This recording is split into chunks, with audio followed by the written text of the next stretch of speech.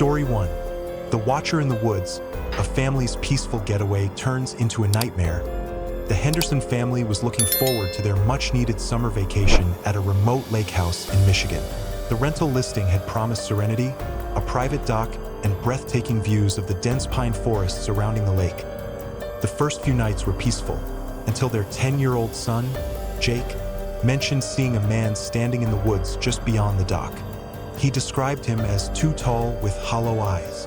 At first, his parents dismissed it as an overactive imagination, but then the strange occurrences began. The family would wake up to find muddy footprints leading from the dock to their back door. The motion sensor light would flicker in the dead of night, yet no one was there when they checked. On the fourth night, Mrs. Henderson swore she heard whispering just outside their bedroom window one evening. Mr. Henderson set up a camera near the dock, hoping to catch whatever was happening. The next morning, he checked the footage, and what he saw sent chills down his spine at exactly 3:17 a.m. A tall, gaunt figure emerged from the lake, water dripping from its body.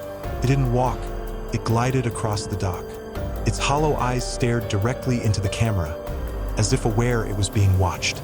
Then, it disappeared into the trees. The family didn't waste another second. They packed their bags and left immediately. The rental owner later admitted that 2 people had drowned in the lake decades ago, and several past guests had reported seeing a watcher lurking near the dock at night. Even today, some say if you stand by the lake at 3:17 a.m., you might see a shadowy figure watching, waiting for its next visitor. Story 2. The Drowned Girl Who Knocks. A couple's romantic retreat turns into pure terror. Emma and Lucas had been together for 6 years when they decided to celebrate their anniversary at a secluded lake house in upstate New York. The property had been abandoned for years before being converted into a vacation rental. It had everything they wanted, except for one locked door in the basement that the owner said was off limits. The first night was peaceful, filled with wine, laughter, and swimming under the moonlight. But things took a sinister turn when Emma woke up to the sound of knocking. It wasn't coming from the front door. It was coming from underneath the floorboards. Lucas dismissed it as an old house settling, but the knocking continued each night, always at 2:42 a.m. The couple started hearing faint sobbing coming from the basement, even though the door remained locked. Curiosity got the best of them. On the third night, Lucas pried open the locked basement door. Inside, the air was damp and smelled like stagnant water. In the far corner, there was an old, rotting wooden chest. Inside the chest was a girl's dress, waterlogged and stained. Then, the knocking came again, this time right behind them. They turned to see the outline of a dripping wet girl in the dim basement light. Her eyes were wide and lifeless, and her mouth opened in a silent scream. They ran.